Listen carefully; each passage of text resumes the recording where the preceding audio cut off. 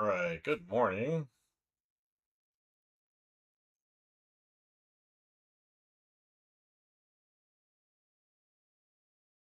There we go.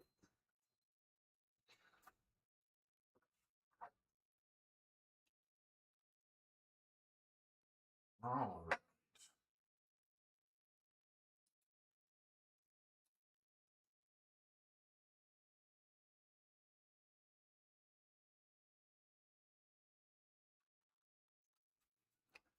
Good morning. Good morning. Good morning.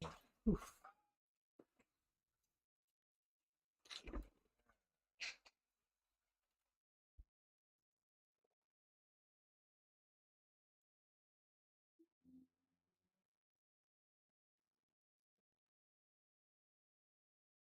All right, that's better lighting for me at least.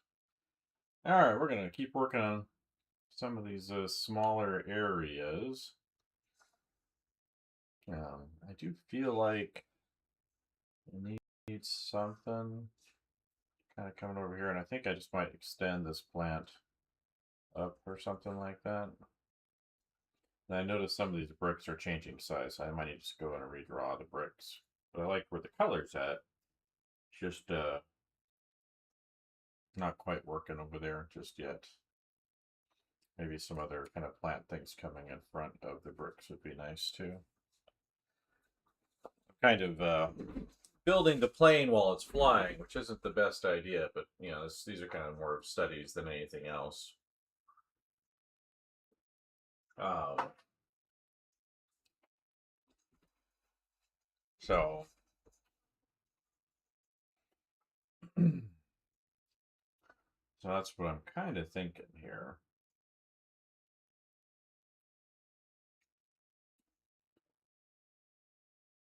Um,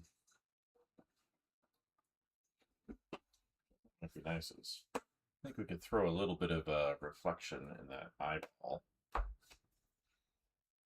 It's kind of more looking at her. Just put like a little thing that indicates where this is at, and then this is it over there.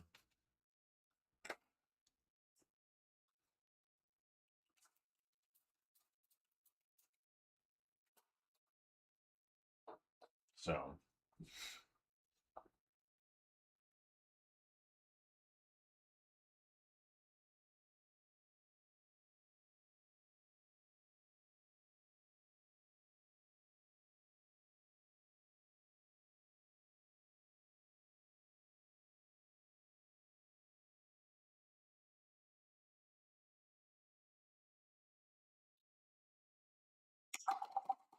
that's what I'm thinking. So, um,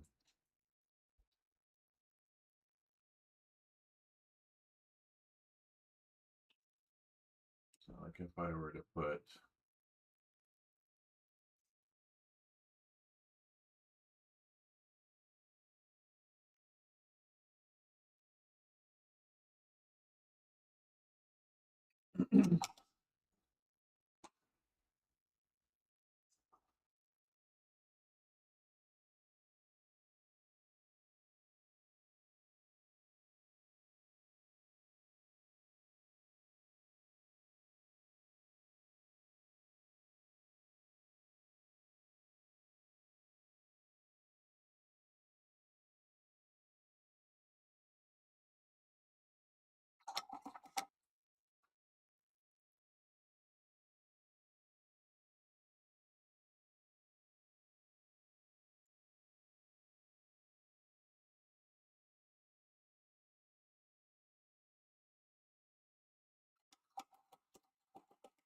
good morning.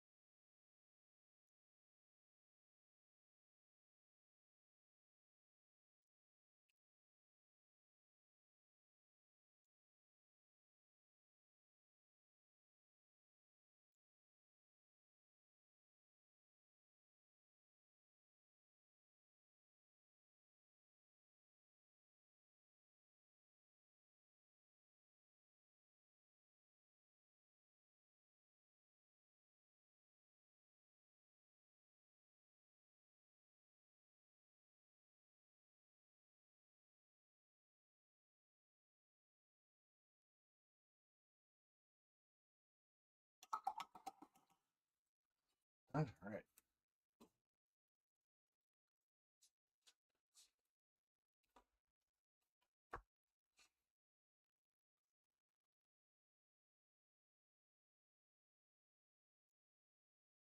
I think if I brought this thing up over here.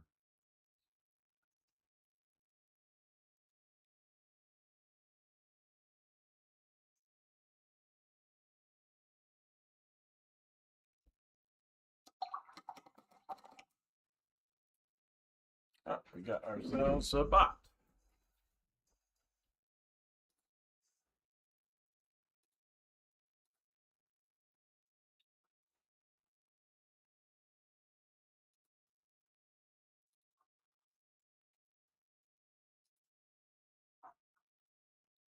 All right, that's better.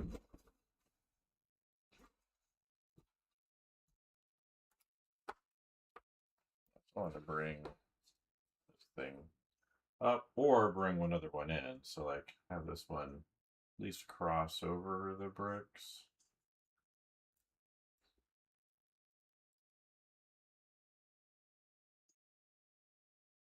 I'm gonna warm up with some simple things in here.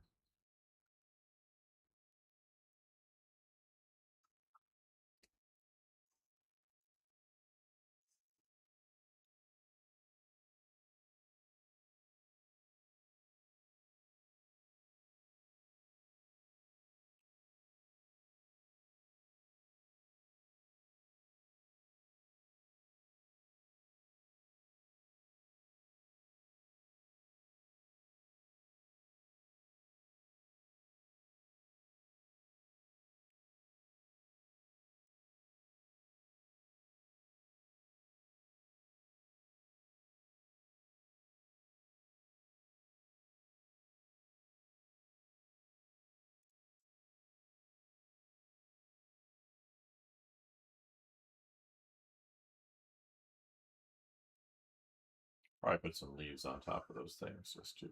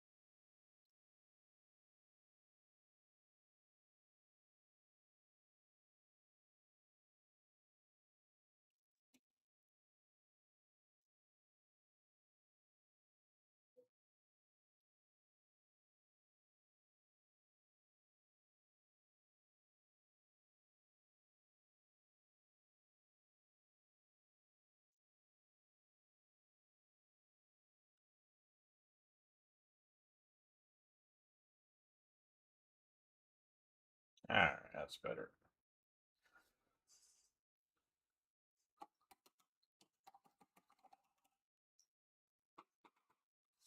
Ah. I think I could bring some of the blue stuff over here too. And then I might need to change the temperature on those pipes.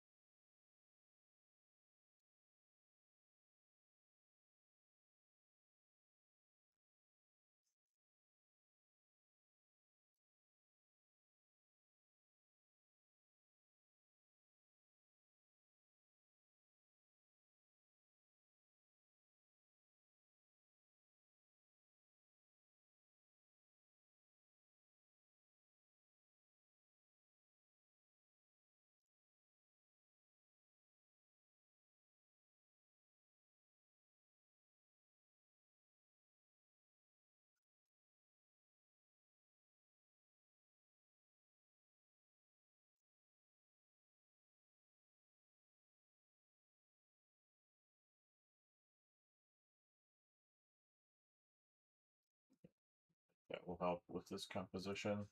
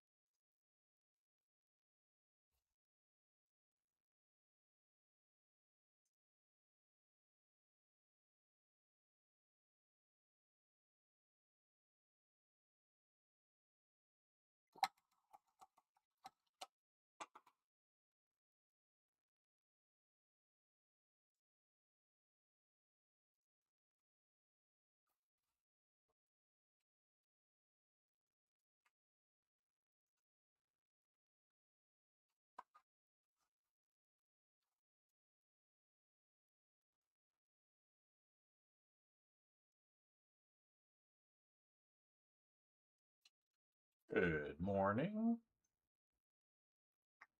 I'd like to start with something easy-ish in the morning.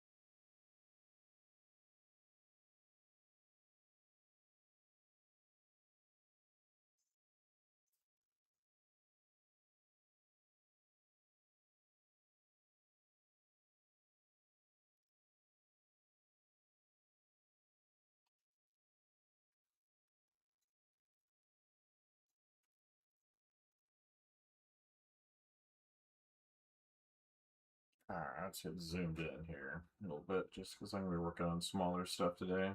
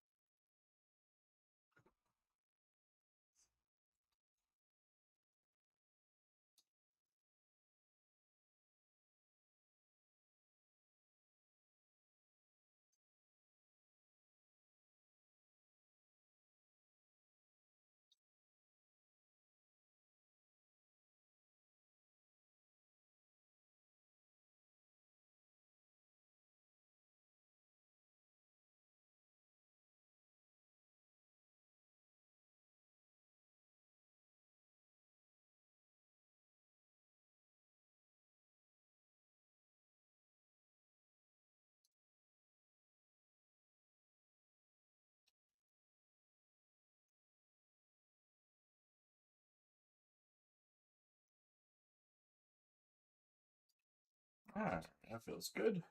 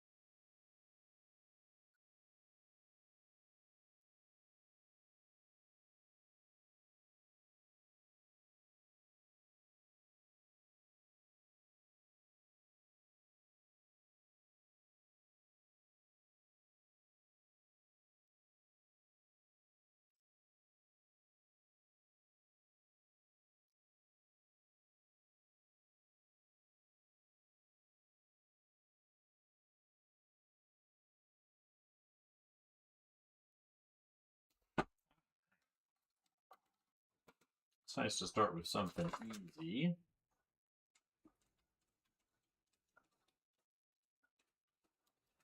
Hey, boss, you coming over here? You're gonna get some water.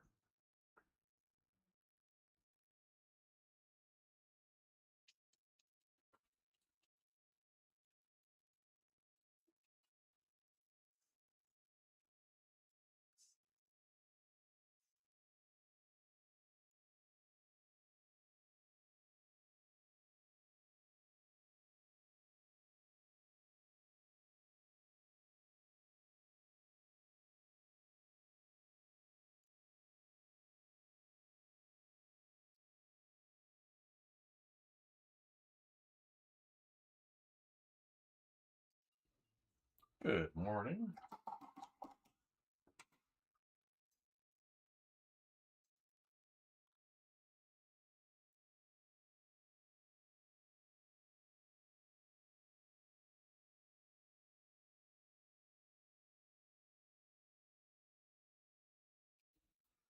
All right. That feels so much better. I'm gonna clean this guy up while I got these colors mixed. I was definitely missing something on the other side.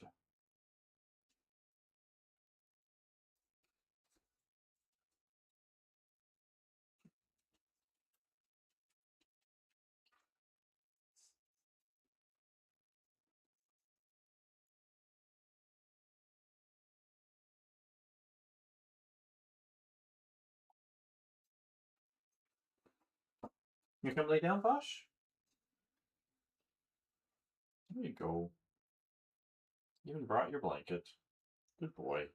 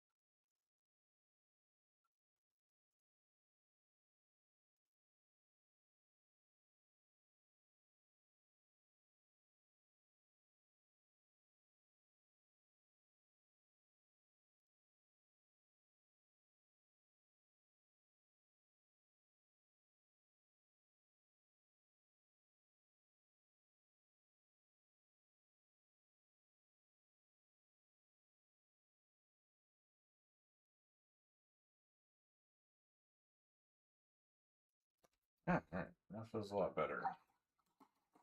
It's always a good idea to kind of start with something you feel like you can push forward, I think.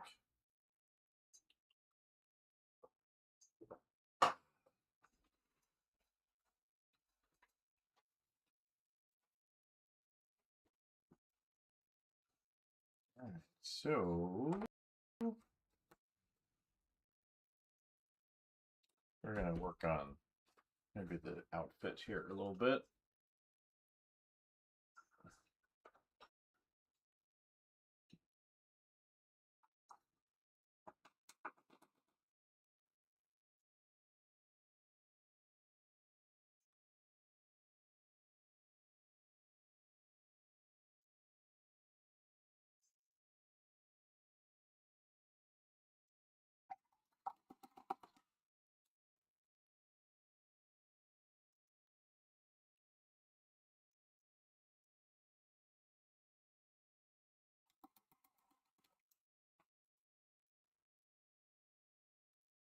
I need some darks.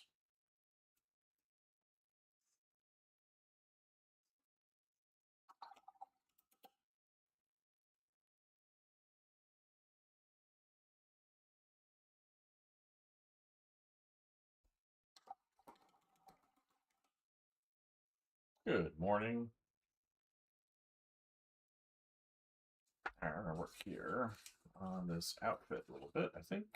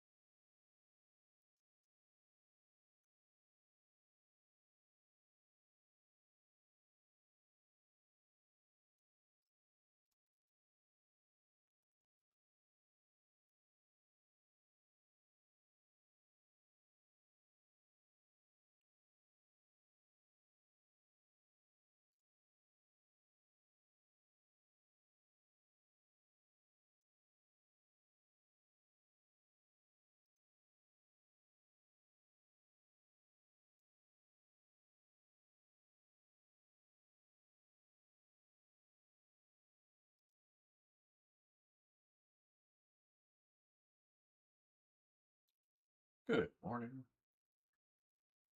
How are we doing out there, Internet? Spring break is officially over for me, so I have to go back to teaching today, which is fine.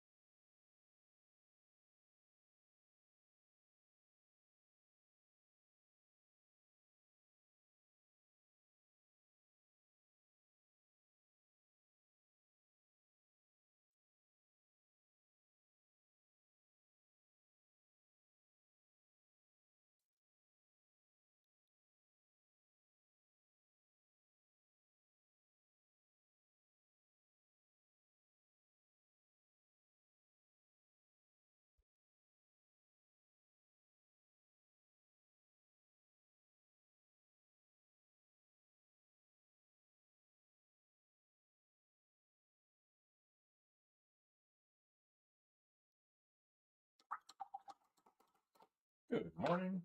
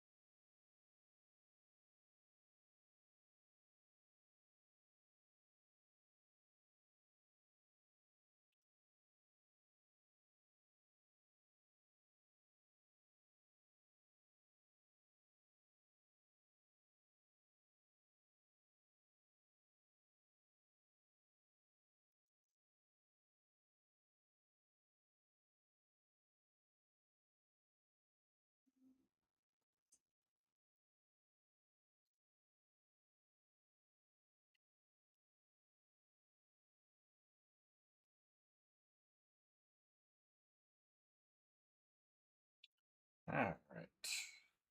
Let's sip of something. Good this morning, though. It's nice to see.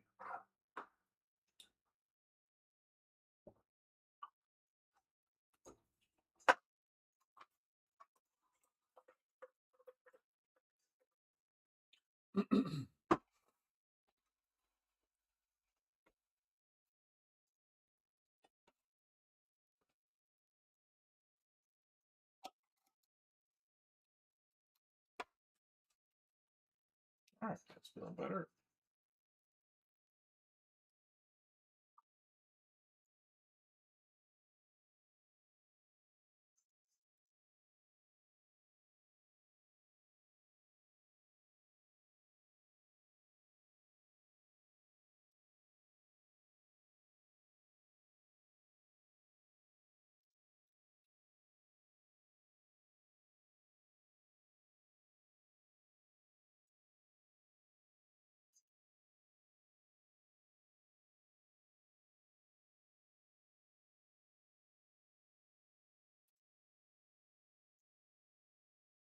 Good morning.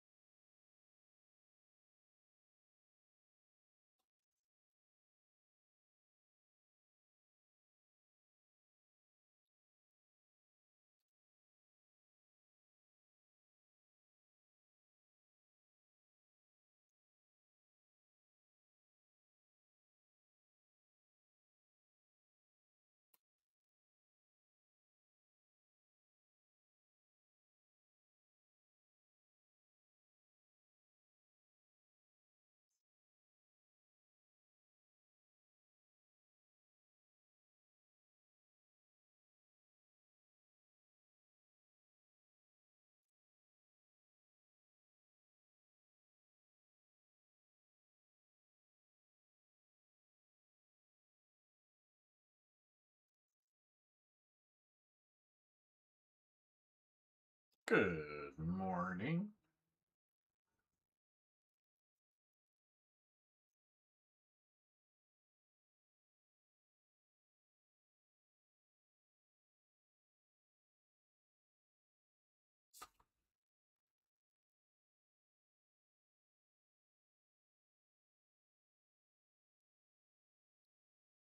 How's it going out there on internet land?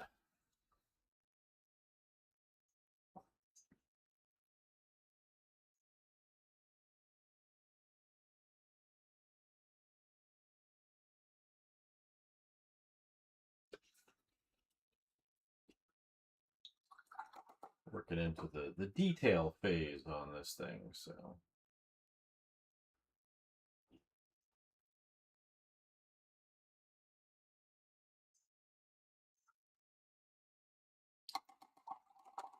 It is acrylic, so yeah, it's something I decided I needed to get better at. So I thought I would whip it out and spend some time on some pictures.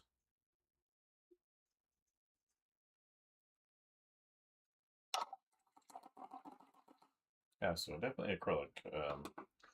Has has a long history with me of it being my least favorite painting medium. It's mostly just because I avoided it for a long time, and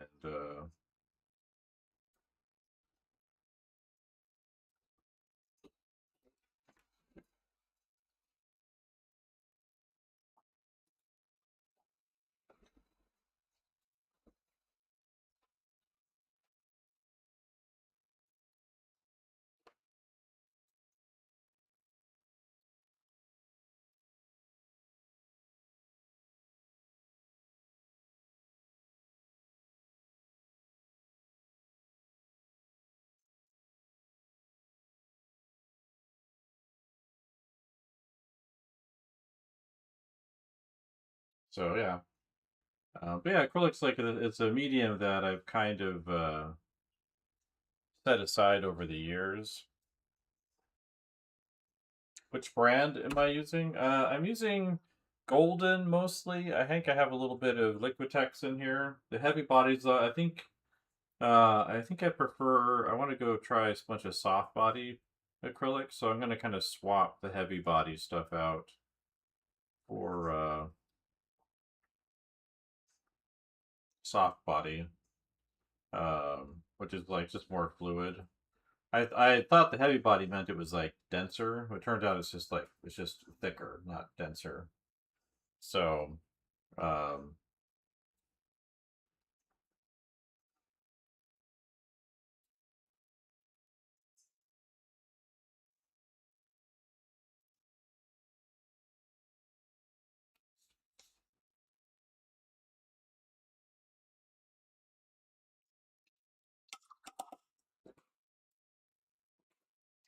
um, so yeah, Liquitex and Golden, they're the better brands, I guess, with acrylic, as far as I understand.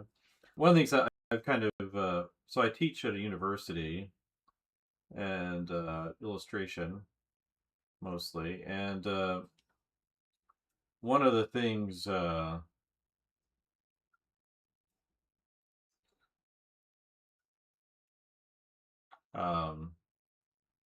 what was I saying? One of the things I tell students is you can kind of get cheap brushes. Like they won't last very long, but you can buy cheap brushes and you can make those work. You can take a not a great surface and really kind of update it, clean it up so it does work really well. Like you can do that. Um, or there's things you can do that are kind of you can go cheap on as far as art supplies. But I think one area you definitely can never ever go cheap on is the paint. You can't fix bad paint. Uh,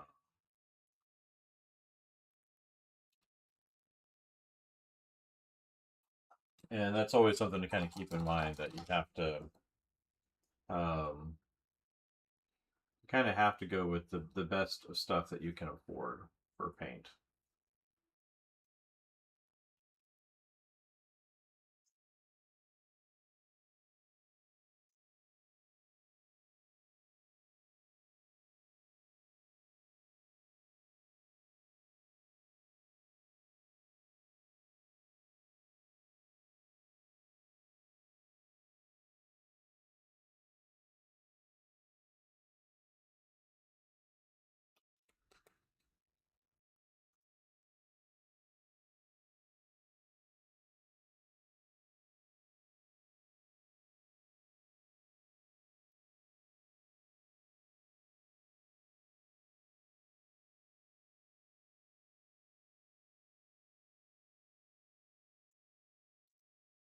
Um, so yeah, so always with paint and that, like it's okay to like get cheap brushes if you're just kind of practicing or figuring things out, or I'm working on like a piece of Bristol board. This isn't even like regular illustration board. It's an expensive sketchbook though, but I haven't done anything kind of particularly special as far as the surface goes. Um,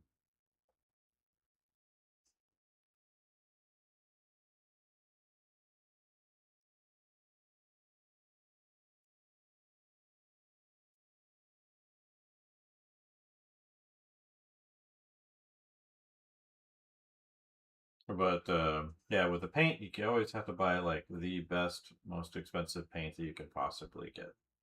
If you buy cheap stuff, it just doesn't, it just can't make it work. And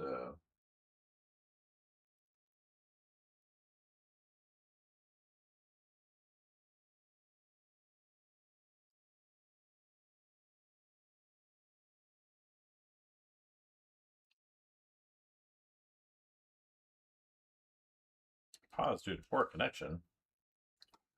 All right, we're back.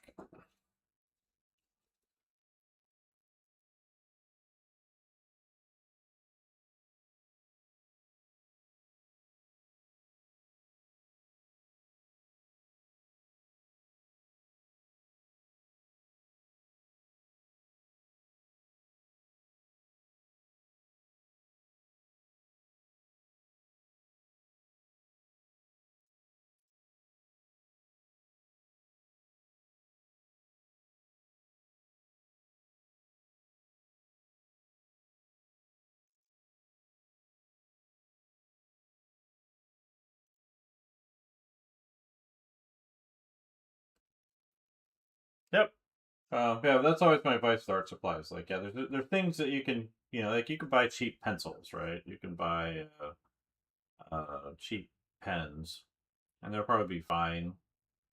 Um,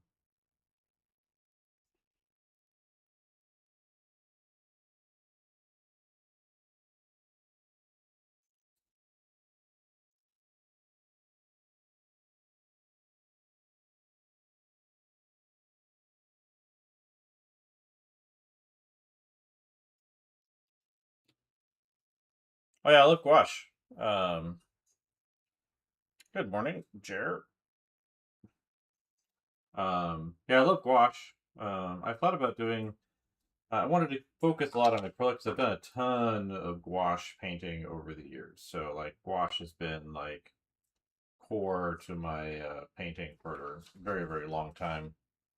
Like I said, whether I kind of like saying I've explained this before in here, but I kind of avoided acrylic for a long time just because when I used it as a student, I didn't like it. I didn't like how it felt. I didn't like the results I got, and a part of it, I think, looking back, was just that I didn't understand painting and color very well.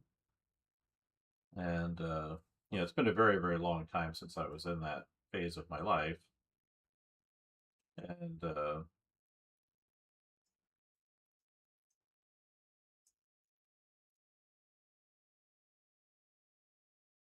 but I really wanted to kind of lock in some stuff with gouache.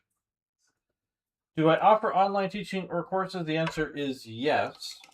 I haven't done any kind of live teaching in a long time, but I have done that online personally. I do have a teaching site, myartprofessor.com. It is primarily perspective based stuff. So if you're trying to master a perspective, I have two in depth courses, one on 1 point perspective, one on 2 point perspective. And then during COVID, I made a bunch of online materials for a course I taught at Ringling College of Art and Design. And I figured out when I was there that it cost like $250 per class.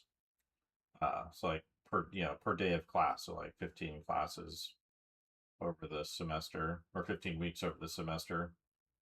But yeah, so I converted that course into kind of a self-taught online course. It's on my teaching site. There's 4 projects. I need to finish the last one. I keep meaning to, but then I've had some interruptions. So I think as soon as I get my comic pitch done, or maybe I'll take a break from that for a couple days and need to finish that last course up on there. But it kind of walks you through learning perspective, but teaches it with a design and compositional approach. Like one of the things I do is I present perspective as using lenses for cinematic storytelling rather than just learning perspective. And so the students, they constructed projects built around that. You can see a bunch of the work that students did on the website. I got their permission to use it. Um, yeah, so I do have online courses. So as a novice, if you're doing perspective, if that's something you want to master, then I would do that series there. And I have it set up actually. There's a member page because it's a subscription site. So there's a membership page, and when you have the membership, and there's the initial course which was designed to take 2 weeks in class, in semester work. So it's an introduction to perspective, which I updated recently. I was working with a course sales company last fall, and it didn't work out very well. So some of the stuff I made for that and stuck it in there. But yeah, thanks for coming in, Wookie. Um, so um, yeah, I'd like to get back to promoting that site. I think there's a lot there for people to take advantage of.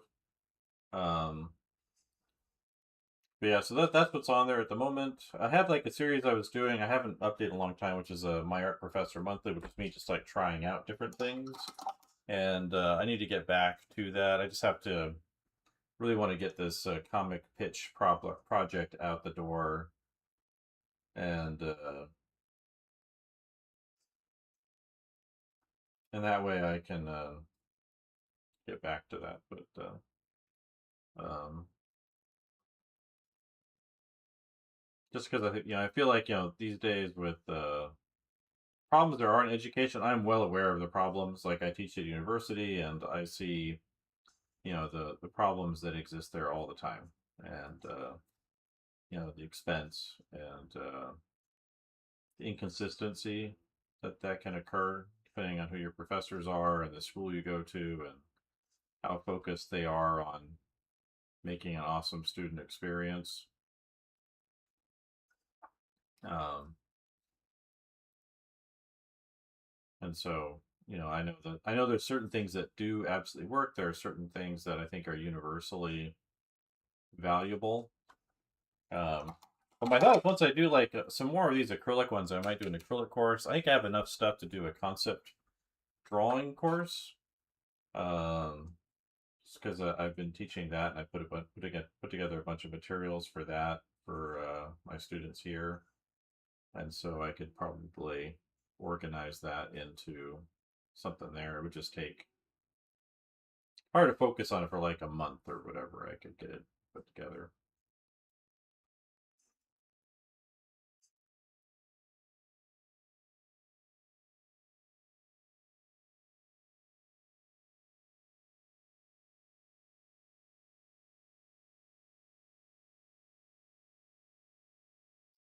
So yeah, but yeah, definitely check it out. I haven't been pushing it in a while, but I definitely should. I think again, for people that want to learn art, I think there's certain hard skills that I think aren't taught very well.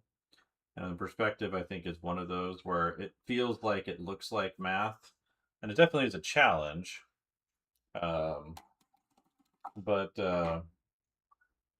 but once you master it, once you can kind of see it, it's like, oh, a lot of other things make a lot more sense. In fact, that was one of the things I noticed recently. Marko Djurjevic, who's a really great concept artist who's been around for a very long time, he was commenting on people's lack of perspective ability in the applications that he sees. So people not being able to use perspective like at all, like even just basic, simple perspective. Like they're drawing characters and they don't feel like they're 3 dimensional because they don't understand how perspective works. So it's a really important skill, and it really sticks out when you don't know how to do it. I think a lot of artists they kind of rely on time to teach them to do it correctly. I think you can just kind of like learn it real good. um, yeah, the course is also they teach it as a design approach, so it's not just like I'm doing perspective exercises. Like the first project is the more basic one, and then as you get to the second one, I have you do what's called a Mobius Minecraft garden. So you basically learn technical 1 point perspective, the essentials of it, and then you build a garden using simple 3D forms, primitives or platonic solids, depending on who you talk to. Um, and then um, and then you go out and you create these texture samples. You create a texture sample page based off of your garden, and then you map those textures with ink onto the surface using a contour style that's similar to Mobius, the Jean Giraud, the illustrator, comic book artist, etc. And so that's that project. And then the second one, I actually have you measure like your bedroom or a room. You can do whatever you want, but measure your bedroom and recreate it from the outside using those measurements. So you're learning precise 2 point perspective. And then the final rendering of the project you do without using any outlines. So it's all black and white intersecting shapes. That's a real great way of kind of learning and mastering figure ground and notan. And then And again, there's a bunch of examples of these projects from students on the site that have done it, when I was at Ringling before. And then the final project that I need, well, the next project after that is an isometric project where you design you grab an architectural style and you mix it with letter form. So you pick like an actual font and you build that into 3D using isometric, and then you design the buildings into that letter. And then the final project is you take those letter forms, and I need to get this project on there. Got it partially done, but the final project you basically take that you make a little like town. So you do like 3 buildings and a courtyard is what the project has you do. You can do more or less. I wouldn't do less, but you can definitely do more. And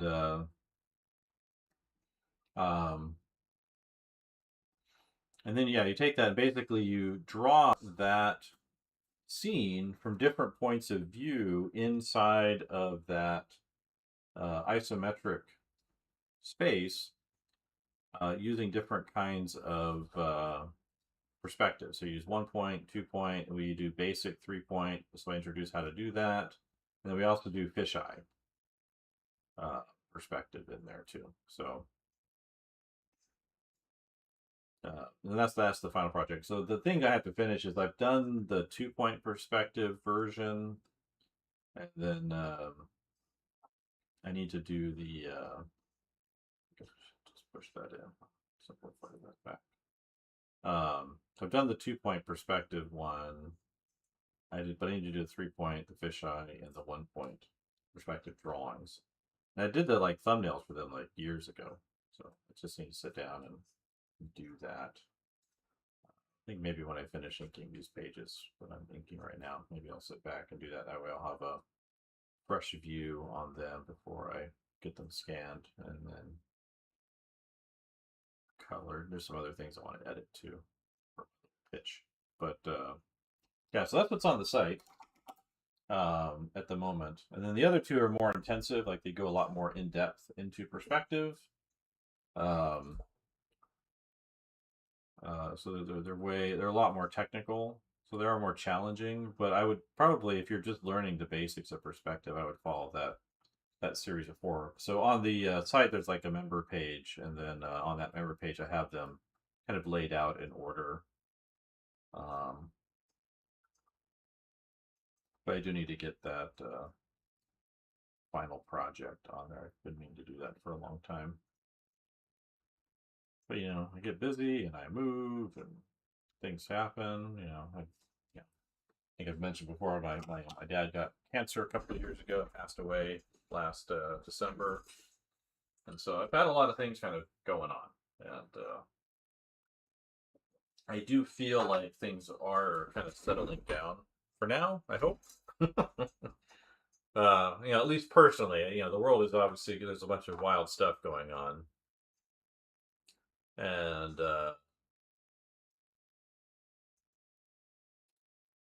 which I think everyone's concerned about. Perhaps a broad range of categories, but as far as my own personal stuff, things are kind of settling down a bit. So, let's see. Let's work on this arm. I think this arm would be fun to work on for a bit.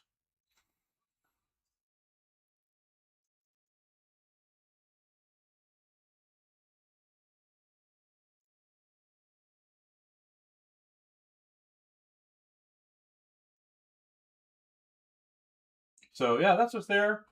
There's some things like I've got some plans. I did find out like I can set up a Discord that's based off of a WordPress membership status.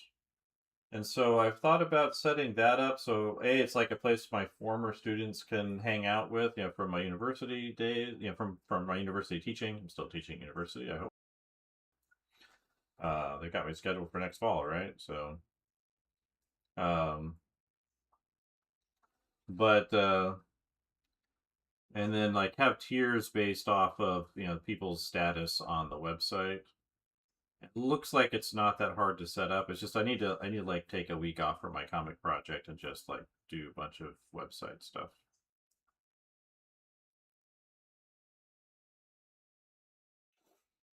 Um,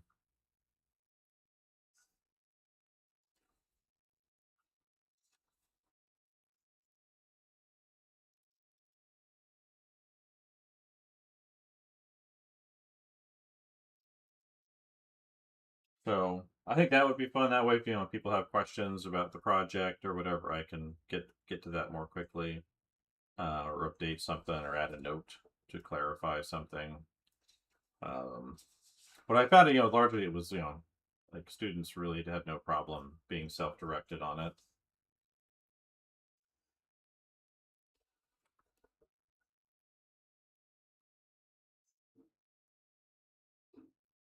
So, um,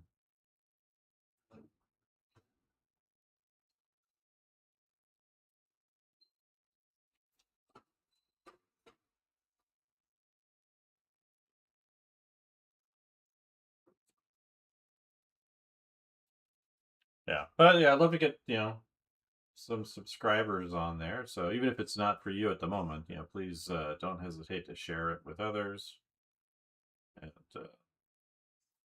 and of course, give me feedback. Yeah, if you're over there, you're like, I didn't like it, or this is really hard, or I didn't understand something. Like, I want to know that stuff so people can improve it. So, like, one of the things that's unique, in terms of my site, um, let's see, this goes that way. This is gonna go there. Yeah, because I'm always looking to improve it, and so if people get confused or that's what I say is one of the things that's unique about my site is that um, I've taught students like for years at different levels. So I was putting together a CV for my tenure track spot here at this university I'm at, and I was looking at the long list of classes I've taught at different universities, and so I've kind of got a broader view of education, and so I can kind of see how things connect together better rather than just do one thing. So a lot of professors or even artists who put together teaching materials, like they have like the thing that they do that they're really good at. So they'll put together a course. It's a master class, right? It's for like people that already have like some really good skills and you're looking to get better at something. So like I've bought a ton of courses over the years online.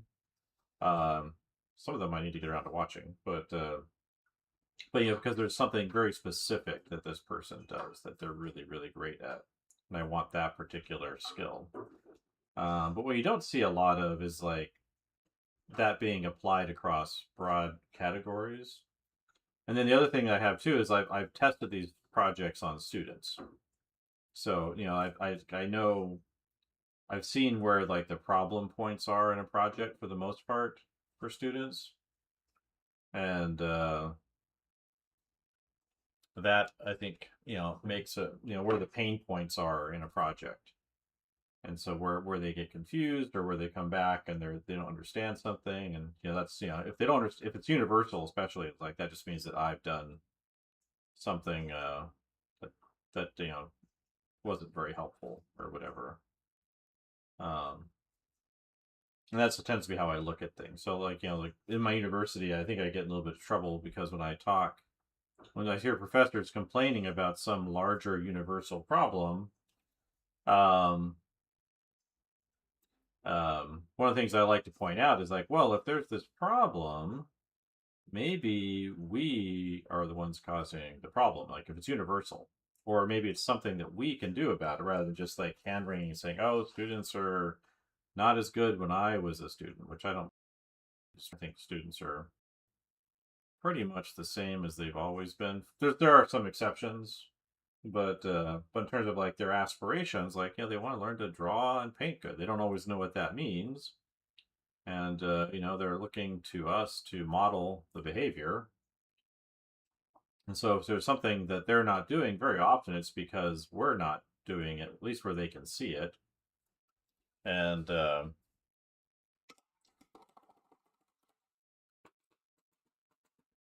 Um,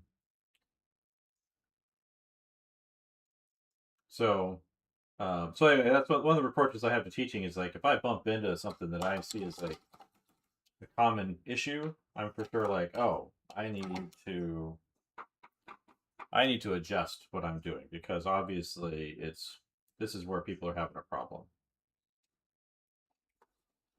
And um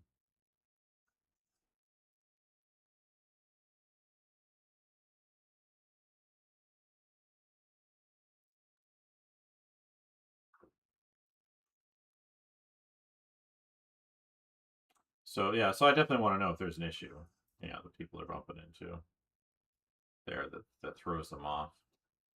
The courses are designed to be pretty thorough and intensive too, so it's not like you know, you watch like a tutorial on YouTube and you can like get away with it. Like, oh well, I understand this a little bit from this person who understands it, I guess, okay.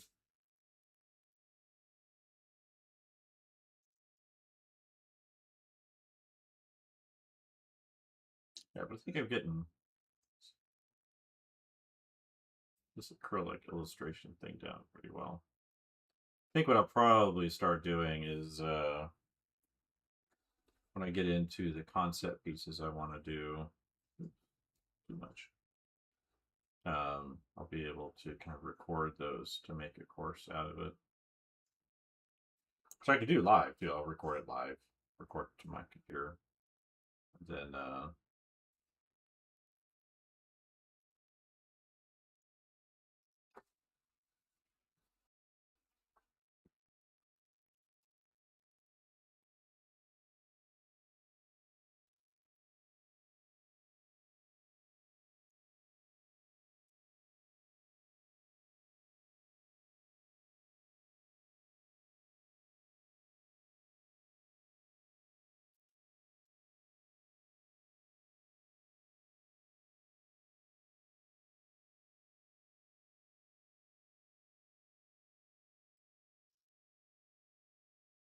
so um,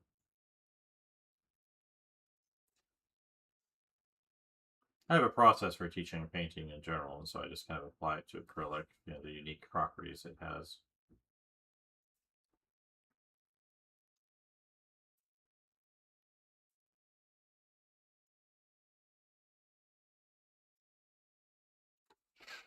Um, yeah, so yeah, you got me excited talking about my little site. I haven't need to focus on it better because I think there's a lot of potential in it.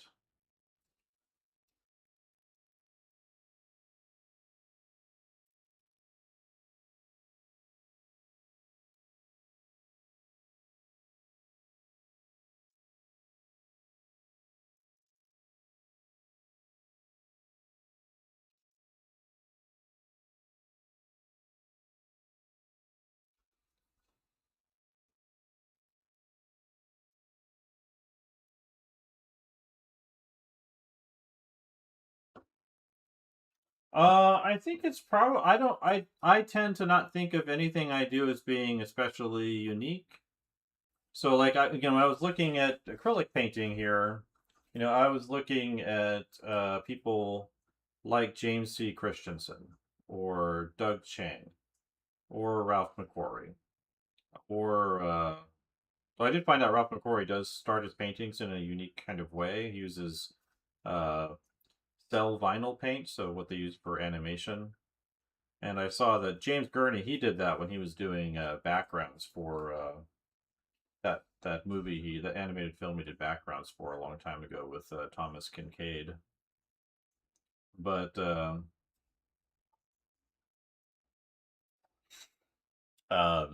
so I prefer kind of straightforward approaches. I do think I organize things like unique projects, like the that perspective projects that I did there. It was based on the fact that I was teaching motion design students and entertainment design students, like theming entertainment at Ringling, and so they needed like I wanted to kind of couch the system in terms that were unique to their their majors. So it's not just like general picture making, but it's picture making with, more of a concept design type approach. Um,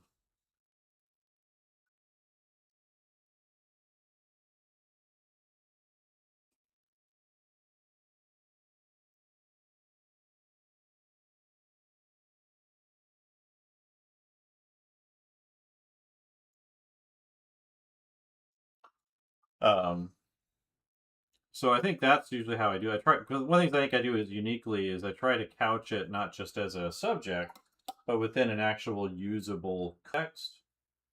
Um, and that's not absolutely unique. There's other people that do that, but but I try to look at it and say, okay, what do we need? What is unique and what is universal, and how do I bring that to a project?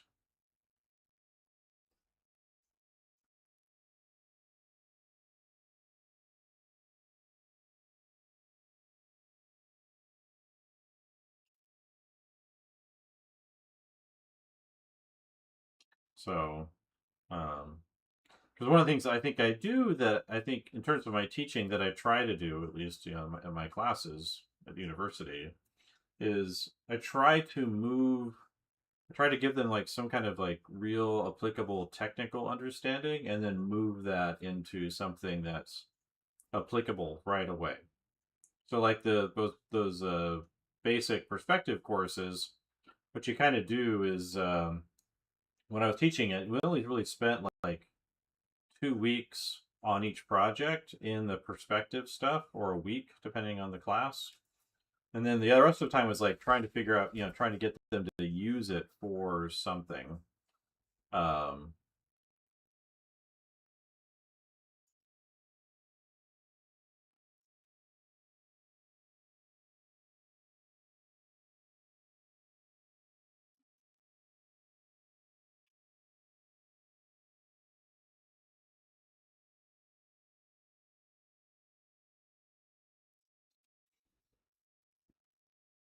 yeah, but I do think like perspective is really important for artists to be, I say, conversant in. So basically, they need to be able to use it fluidly without having to be frustrated by it. And so a lot of people like they'll learn it kind of just enough, and then kind of gradually add to it over time, which you can do. It's just I think it's a much slower way of approaching it. There are a lot of things like anatomy, like so I definitely advocate for studying anatomy. Um, and learning at least a certain set of important forms and muscles and bones, and the more you can kind of name something, the more you can see it. And I've met people that feel like, oh, no, the knowledge that's going to hold you back because you don't, because something is there, you're obligated to draw it. And I'm like, well, not really, but if you don't know it's there, then you don't know what you're looking at, which is I think is relevant.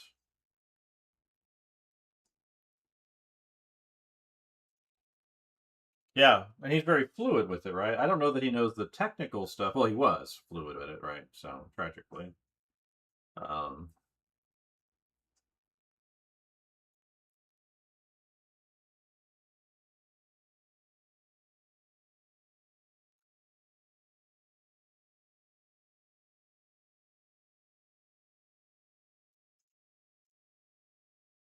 um,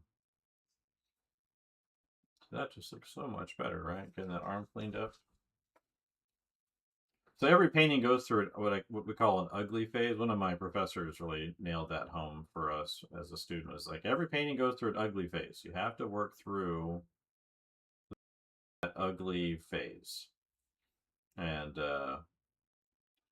you just have to kind of work through enough pictures that you can see how to work through it. And but if you haven't done a lot of pictures, you can get kind of frustrated. Like, why is it all muddy and gross, or why isn't the picture working? And a lot of that's just because you don't have experience finishing things, and so like I've heard an argument recently, well, an argument, but a point that professors like, well, it's not really worth like having students polish a turd. It's like to work on a project that isn't ultimately going to be as successful. It's better to have them start over again and again. I'm like, I don't know if that's true. I think it's partially true. Like you don't want to overinvest in bad work, but there's something to be said for working through that process over and over again, and just like starting over. All you really do get good at is just starting over. Like I don't think this painting is perfect by any means, but um,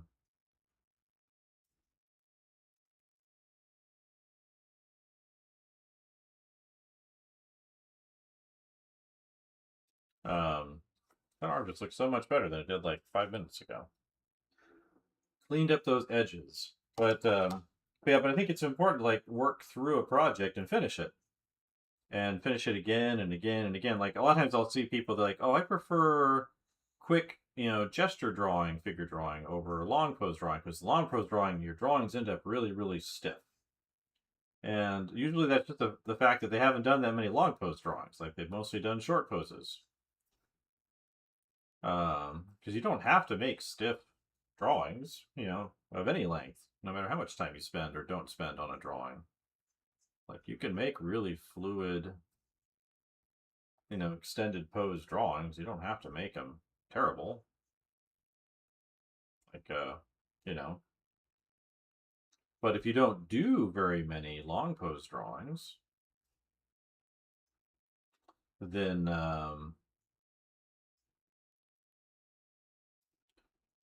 let's see, wrap that around. But if you don't do many of those long pose things, then yeah, you're not gonna do a good job at them, for until you start doing them. But I hear a lot of delusional takes like that, which um,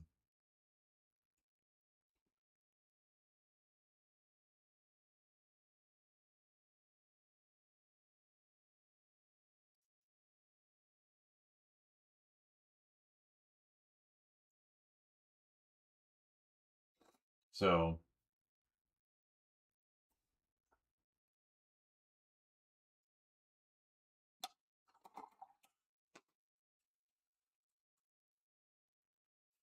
um, yeah, so I think it's like what people like about the fast poses or quick paintings or whatever is that there's a certain freshness to it, and that's because you've gotten good at getting that gesture down or whatever in there, and that's great. But I think there's something to be said for spending time on things and making sure you kind of get a more in-depth approach.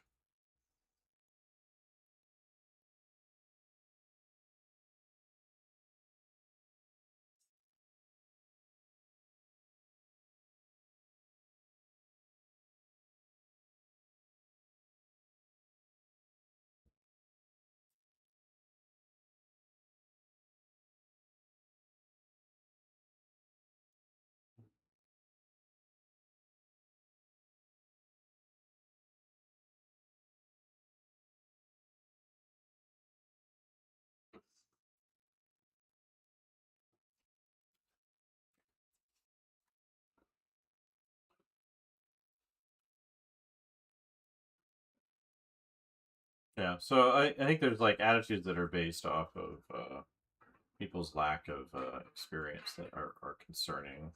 It's like I heard a popular online art teacher say in one of his Instagram reels or something. He said that, oh, you don't really need to know the names of anatomy or whatever. Like you just need to know these large forms. And I'm like, well, sort of.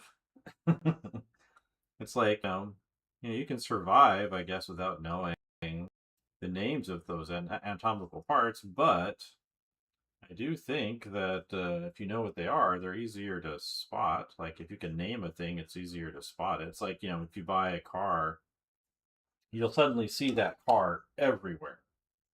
Because it's a kind of interesting phenomenon. Or if you're learning a language that's, not your own, or even if you just learn a new vocabulary word in your own language, suddenly you'll start hearing that word everywhere.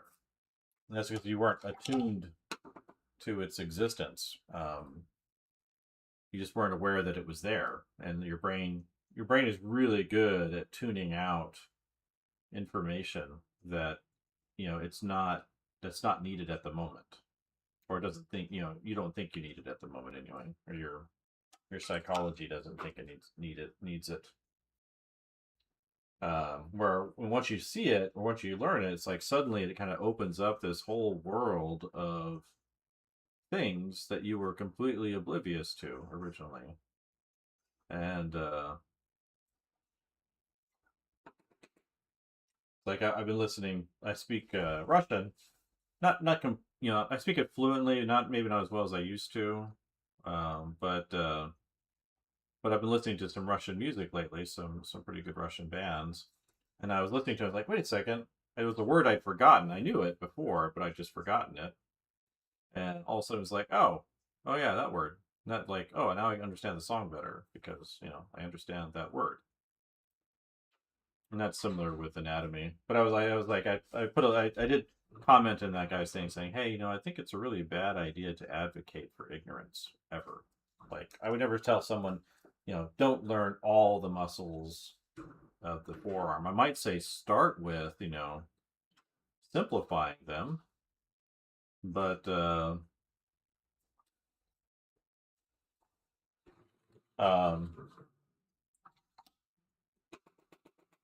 why did I learn Russian? Well, I learned it in high school. I'm 1/4 Lithuanian, and I thought when I was younger that Lithuanian and Russian were very similar languages. So I'm an American, grew up in the '80s, born in California. But I kind of like this idea about this like Lithuanian heritage. And then Lithuania was freed after the fall of the Soviet Union in what 89, 90.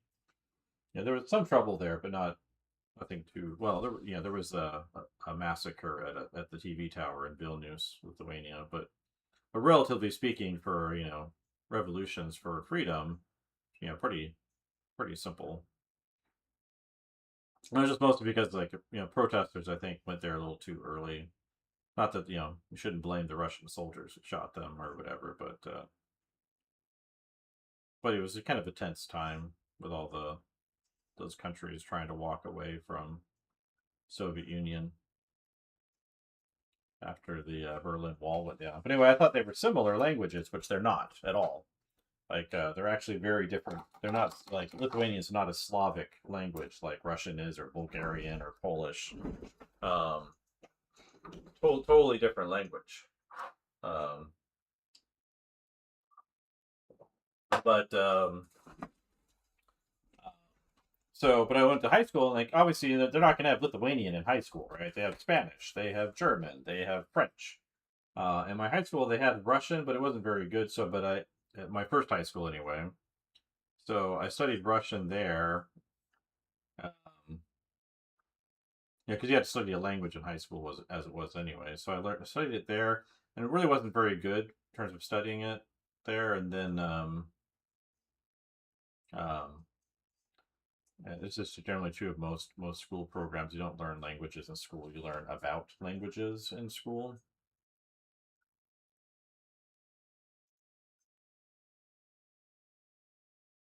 But yeah, and then eventually I was able to go out and actually, spend some time in a program in Eastern Europe that was in Lithuania, and got to learn to speak Russian fluently there, but also Lithuanian. And so it's kind of a crazy thing to do, but I spent 2 years, a little over 2 years in Eastern Europe, learning these languages and kind of connecting with that heritage. So that's kind of the quick version of that. And then I've tried to keep up with it ever since. So I haven't done a while, but I need to go back and see if I can't find some consistent language exchange partners. I had a Russian one for a long time. Uh, We used to talk every week, and then he got married and had a kid. So, you know, you know how that goes. He lives in Dubai, so he doesn't want to go back to Russia, with all the war stuff. I think he might be too old now to get conscripted, but he also might get in trouble because he left. Um, wasn't coming back.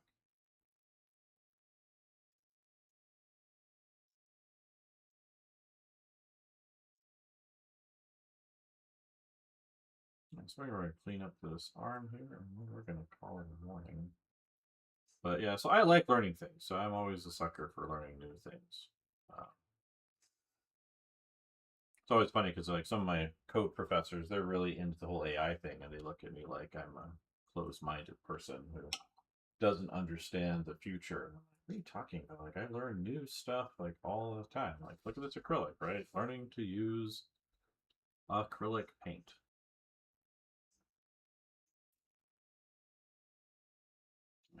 Let's not be too silly here, or the ones even who are like don't like that stuff, but are kind of worried that like my approach to teaching, you know, by teaching like hard skills and that it kind of closes creativity down. And I'm like, well, you don't really get creativity if you're ignorant, right? You end up like reinventing the wheel over and over again. Like I know people who are autodidacts, so people that I'm an autodidact to a certain degree in different categories, and um, and I'm well aware of how you can make a lot of mistakes and be ignorant being an autodidact. Like there's a lot of things like if you had a teacher, you would understand a lot more quickly how something works, right? Because they can see where you're making a mistake and why, and tell you how to fix it before you get into some trouble.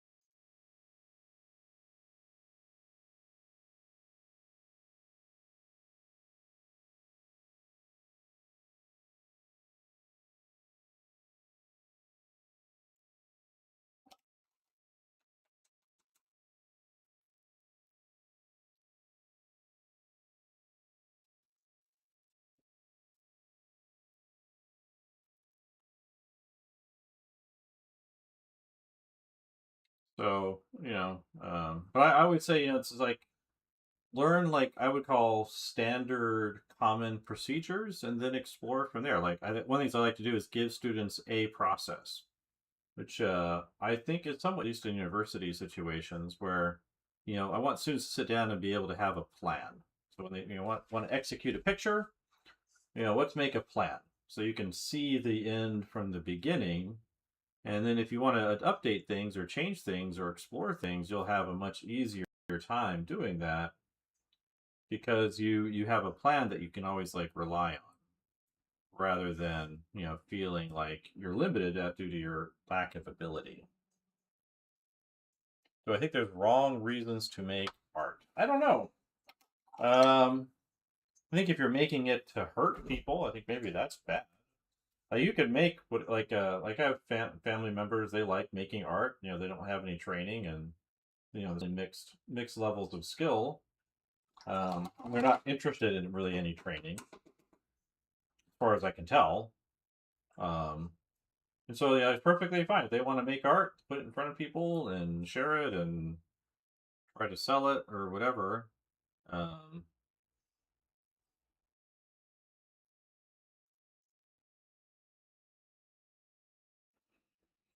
so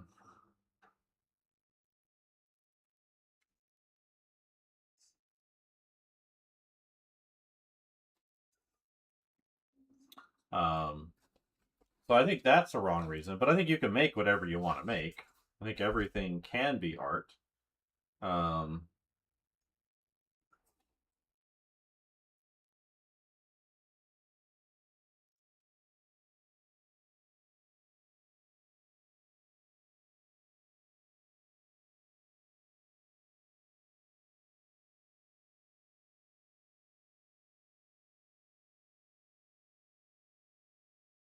So that's kind of been one of my attitudes about education. Because one of the things I always felt like I should walk away with out of a class is, different ways of doing things and some expertise in those ways. Well, there's nothing wrong with wanting to be famous. I think um, people make art to put it in front of other people. That's part of the thing, right?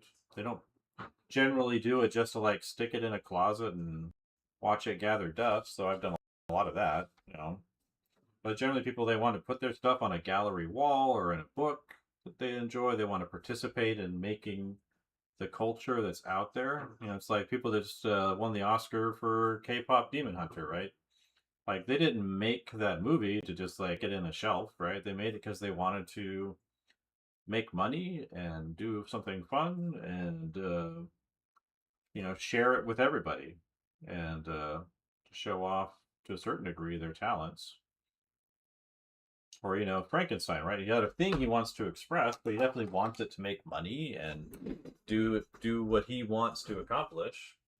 And there's always a certain amount of ego associated with that. But I don't think it's wrong. Like if you want to be known, if you want to have reputation, you want to accomplish things, um,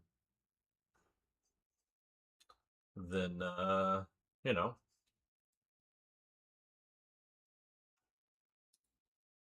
if you want to show in like the biggest gallery, or you want to be published by Tor Books, or you want to do Magic the Gathering cards, um, you know, you have to get good and be willing to put that in front of other people. That's so much nicer. But so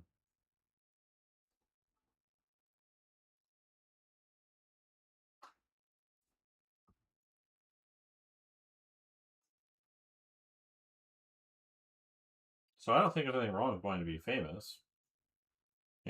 Some people get into it because they want to impress someone, right? Their parents, some girl, guy, whatever. They want to like when you're growing up and you're doing art, like you're partially doing it because you want to show off to your friends, and your friends are like, "Oh wow, you draw? That's amazing."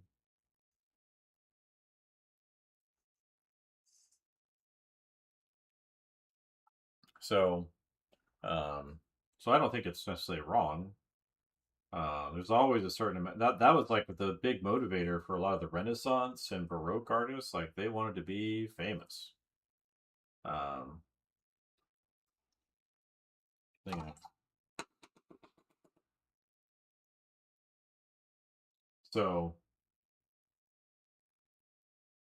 yeah, if you believe the things you're making are benefit to other people, that improve their lives. If they're looking at your work and it brings them happiness or joy or creates a feeling in them that makes them more interested in living their lives. Like that's there's definitely some pride in that where you're like, I feel like what I'm doing is going to be good for other people. And that's often like one of the keys you'll read about like in books about business is like one of the things they'll emphasize, like if you're like a good um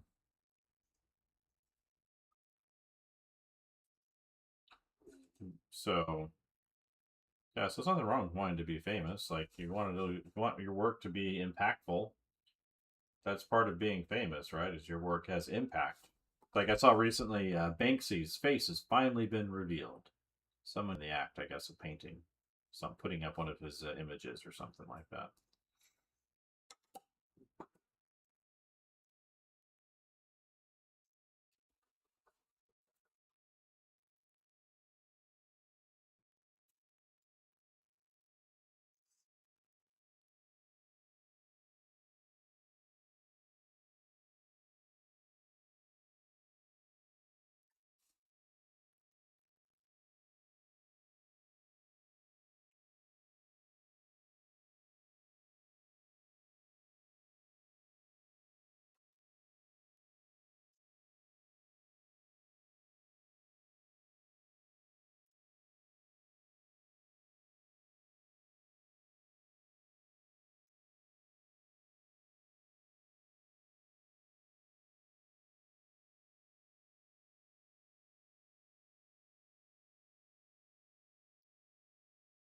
So yeah, I don't think it's wrong. It's like, it's like I want subscribers on my teaching site because it will hopefully be self-sustaining and make me some money. But I will think the things that are there can be really helpful for people. But also the making people subscribing tells me that people want it, right? So if nobody wants it, that's that's information that or people having trouble with something or whatever, information that's helpful for me. So like if you want your work to be impactful, then like you being somewhat famous for it or known for it, then that's information about how well you're achieving your goals.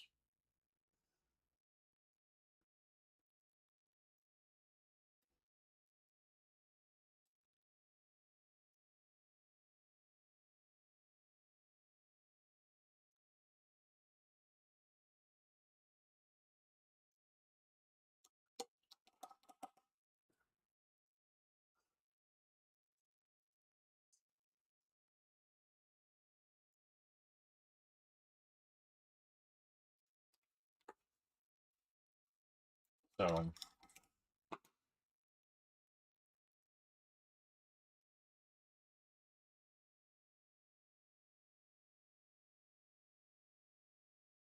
yeah, so that's what I think about that. It's like there's nothing wrong wanting your work to be famous or be seen, and that's why you make it, right? So you can share things that are interest or valuable to you with others. And that can mean a lot of different things, right? So some people it's like a philosophical thing, some people it's an aesthetic thing, like a feeling they want to convey.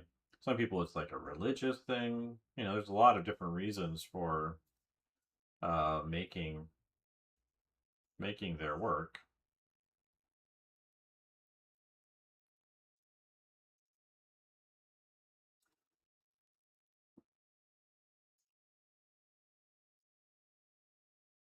So um, yeah, so if you want to do horror stuff, like you want to scare people and make them uncomfortable, like horror is really good for that.